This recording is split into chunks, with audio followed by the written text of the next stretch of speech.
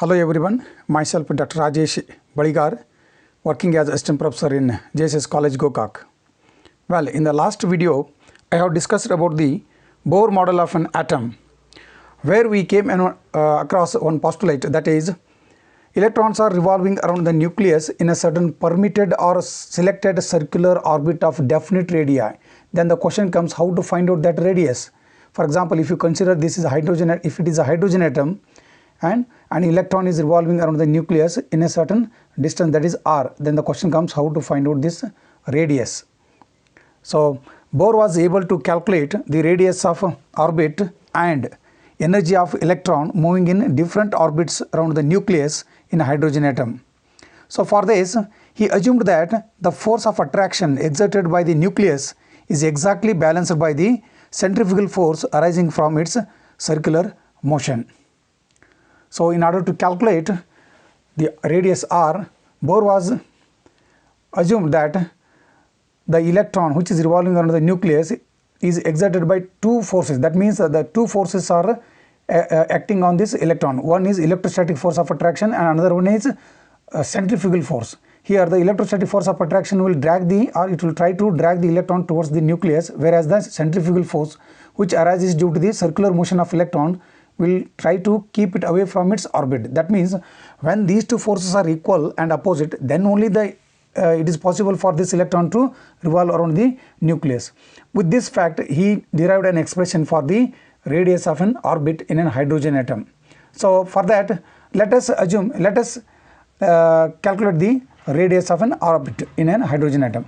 For that, let plus Ze be the charge on the nucleus and minus E be the charge on the electron of mass m, which is moving or which is revolving around the nucleus with a velocity v in an orbit or permitted orbit of radius r.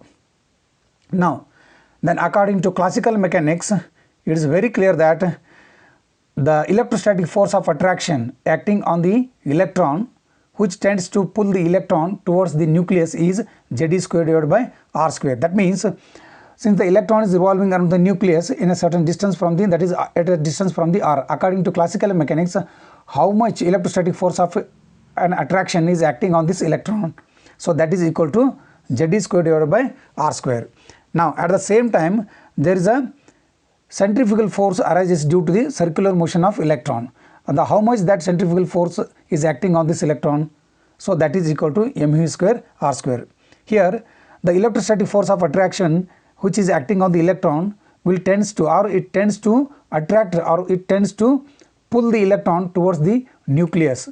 At the same time, the centrifugal force which arises due to the circular motion of this electron will try to keep it away from the orbit. That means when these two forces are equal and opposite, then only this electron will move around the nucleus. That means under the influence of these two opposing forces, the electron keeps on revolving in its orbit.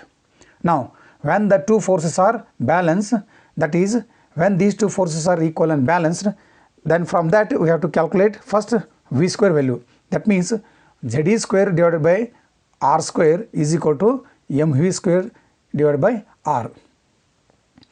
Now from this value, from this equation, let us calculate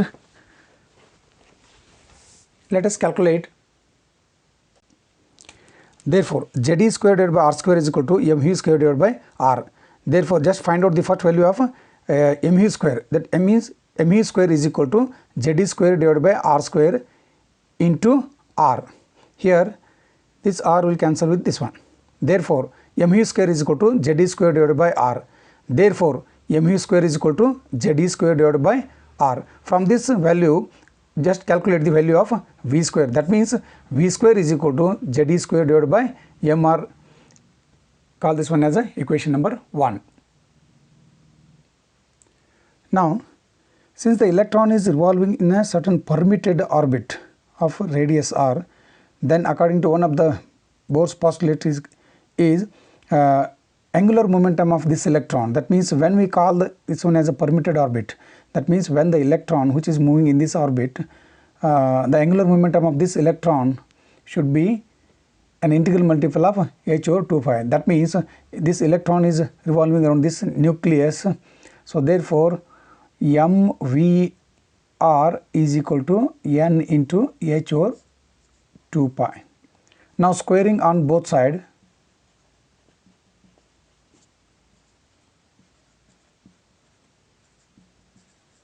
we get m square v square r square is equal to n square h square divided by 4 pi square. Therefore, find out the value of v square here again. V square is equal to n square h square divided by 4 pi square into 1 divided by these two will come here, m square r square. Now you call this one as equation number 2. Now put the value of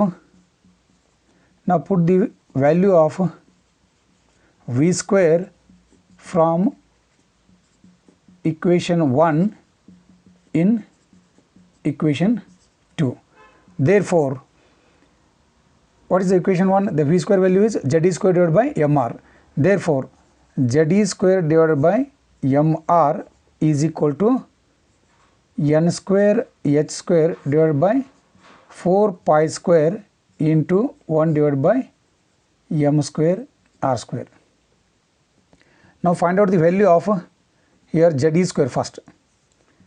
Z square is equal to n square h square divided by 4 pi square into this mr will come this side, mr divided by m square r square. Here one m will cancel with this one and this one and this one. Therefore, z square is equal to n square h square divided by 4 pi square mr.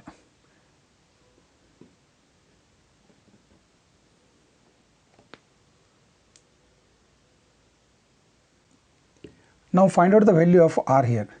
Therefore, r is equal to n square h square divided by 4 pi square m z square. Now multiply this equation with 4 pi epsilon naught in order to get the value in SI system. In SI system, r is equal to 4 pi epsilon naught into n square h square divided by 4 pi square m z square. This is the equation for radius of an orbit of hydrogen atom and hydrogen like ions, or general term, that is Rn, nth orbit. If you want to represent Rn is equal to 4 pi epsilon naught into n square h square divided by 4 pi square m z square. Okay, this is the equation number 3. Here 4 pi epsilon naught is nothing but the permittivity factor. Permittivity factor, and its value is 1.11264 into 10 raised to minus 10 coulombs square per Newton per meter square.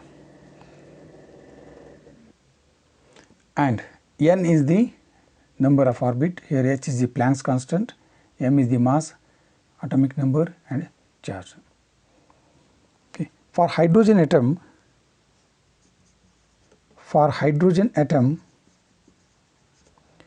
Z, the atomic number is 1 and it contains only one electron, and that is also present in the ground state. That means in first orbit, that means n is equal to 1.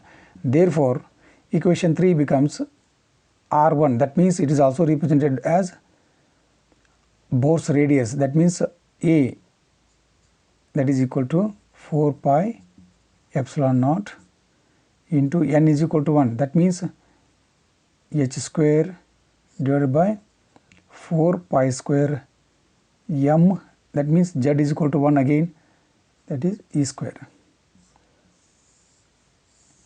If you put all the values here, we will end up with r1, that is radius of first orbit of hydrogen atom, which is also known as Bohr's radius of a hydrogen atom, is equal to, we will get 0.529 angstrom unit.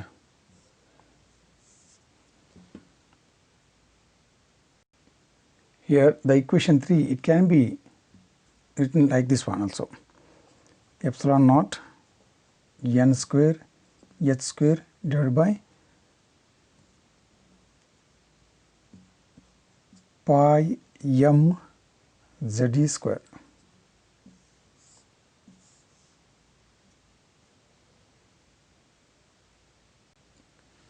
Now radius of first orbit of hydrogen atom is 0.529 angstrom unit. Now if the radius of first Bohr orbit is 0.29 angstrom unit, then what about the second orbit radius, if it is r2?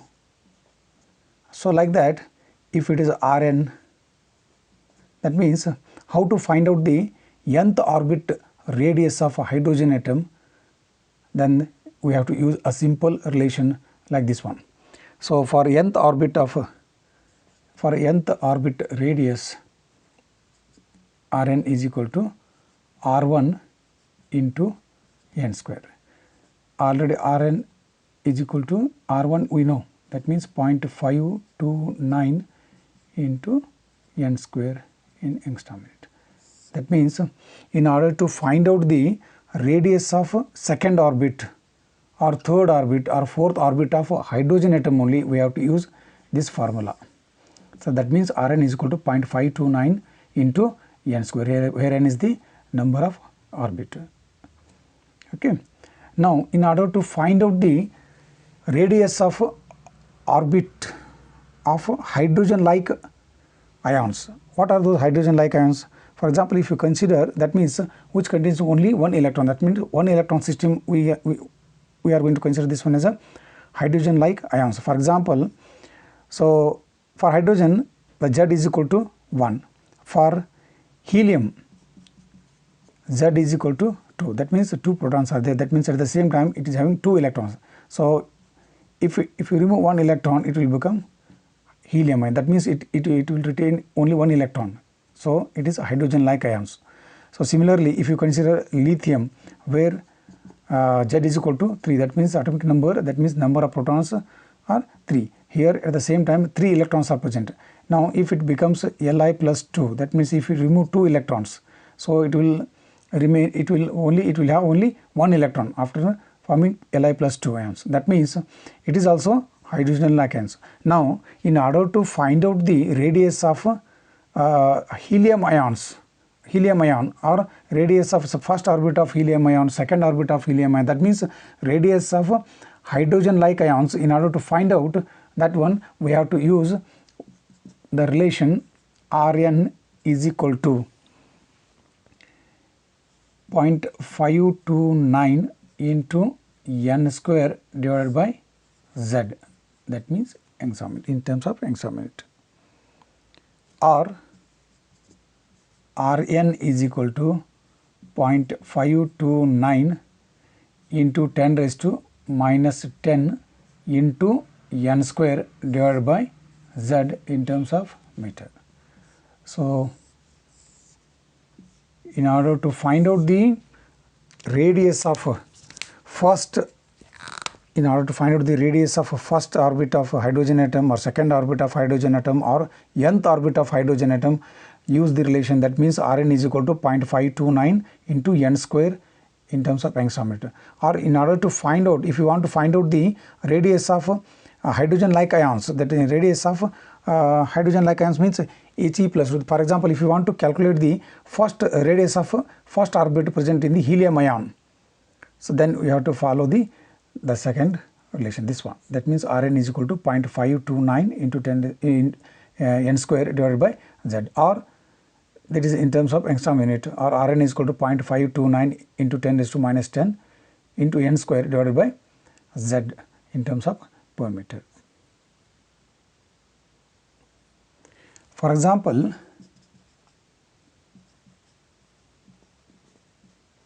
let us calculate the radius of a second orbit of hydrogen atom. Then how to find out this one? Let us use this formula. That means Rn is equal to 0.529 into n square angstrom. That means here second orbit we have to calculate, that for n is equal to 2. Therefore, n is equal to 2. Therefore, R2 is equal to 0.529 into 2 square, that is 0.529 into 4, that is equal to 2.116 angstrom unit. That means radius of second orbit of hydrogen atom, it will be 2.116. The first orbit radius is 0.529 angstrom unit. So like that you can calculate the radius of third orbit, fourth orbit, or nth orbit, up to nth orbit. Now let us find out the radius of second orbit. One more example, let us consider radius of second orbit of helium ion.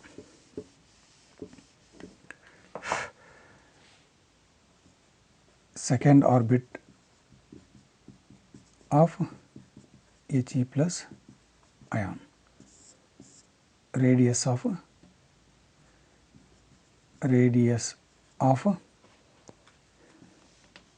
find out the radius of find out the radius of second orbit He plus ion. So for this, which formula we have to use? Rn is equal to 0.529 into 10 raised to 10, or you can use directly in terms of angstrom unit, that means divided by Z.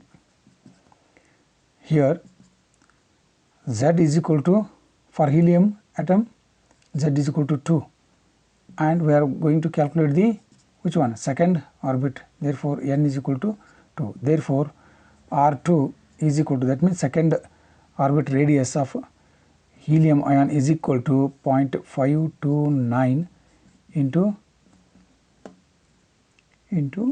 2 square divided by 2, that is 0.529 into 4 divided by 2, that means 0.529 into 2. Therefore, R2 is equal to 1.058 angstrom unit. That means radius of a second orbit of a helium ion, which is a hydrogen like ion, that is equal to 1.058 angstrom unit. This is how Bohr was able to calculate the radius of each orbit of hydrogen atom as well as the hydrogen like ions.